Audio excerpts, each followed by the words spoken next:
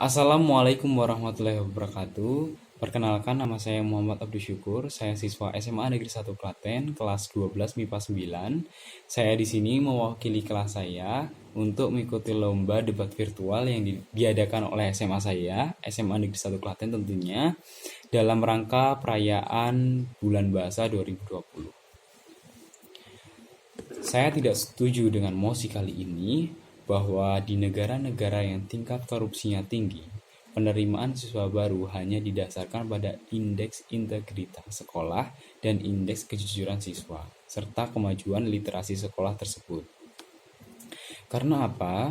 Karena nyatanya penerapan di Indonesia sendiri yang memiliki skor IPK atau skor indeks perspektif korupsi yang kurang dari 50. Itu artinya semisal 0 itu tingkat korupsinya sangat tinggi dan sampai 100 itu tidak ada korupsi sama sekali. Indonesia memiliki poin 50, kurang dari 50 dan tidak menggunakan sistem penerimaan siswa baru seperti pada mosi ini, melainkan menggunakan nilai-nilai yang dimiliki oleh siswa tersebut. Contohnya saja nilai UN dan nilai rapot. Penerimaan siswa baru di Indonesia ini menggunakan nilai UN ataupun nilai rapot. Padahal nilai UN dan nilai rapot itu bisa saja didapatkan dengan mencontek, bekerja sama dengan teman, searching di Google, dan masih banyak lain kecurangan-kecurangan. Bisa saja mendapatkan kunci jawaban. Karena kunci jawaban juga diperjualbelikan. Maka siswa-siswa baru di sekolah favorit juga perlu dipertanyakan bagaimana integritasnya. Apakah dia memang bisa diterima di sekolah favorit karena kemampuannya atau karena kecurangannya. Bahkan ada beberapa guru yang lebih mementingkan nilai daripada prosesnya, daripada bagaimana dia mendapatkan nilai tersebut.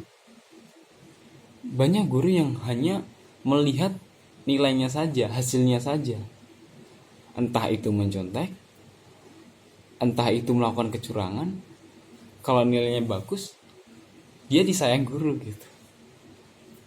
Dan ini menjadi salah satu faktor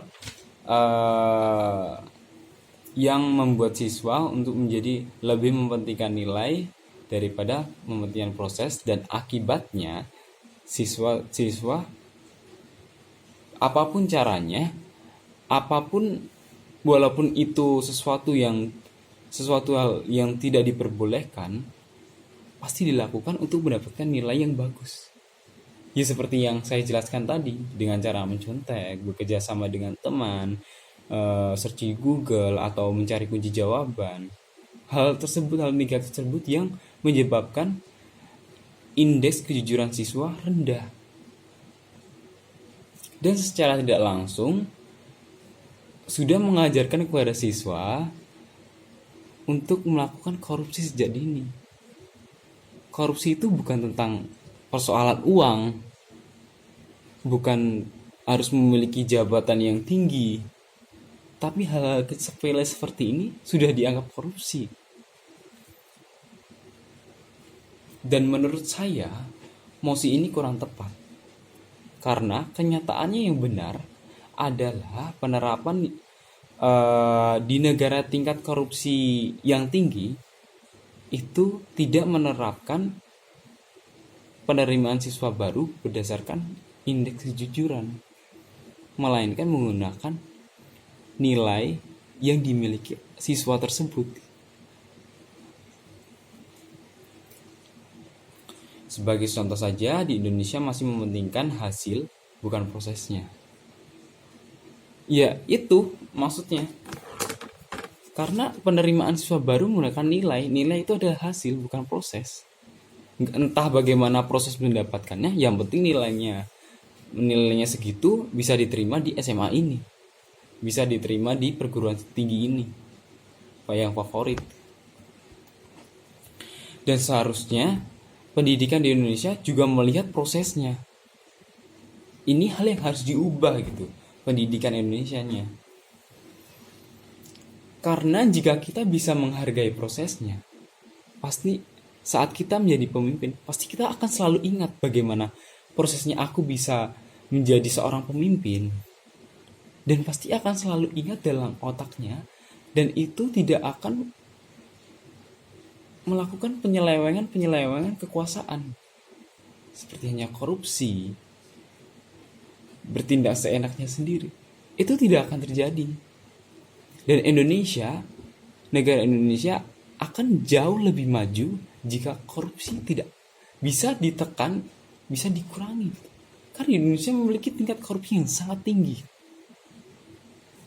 Yang itu menyebabkan Indonesia ini sulit maju. Sudah lama kita merdeka, tetapi perkembangan dari merdeka sampai saat ini belum signifikan seperti negara-negara lain yang merdeka baru saja. Kita tertinggal dengan Singapura.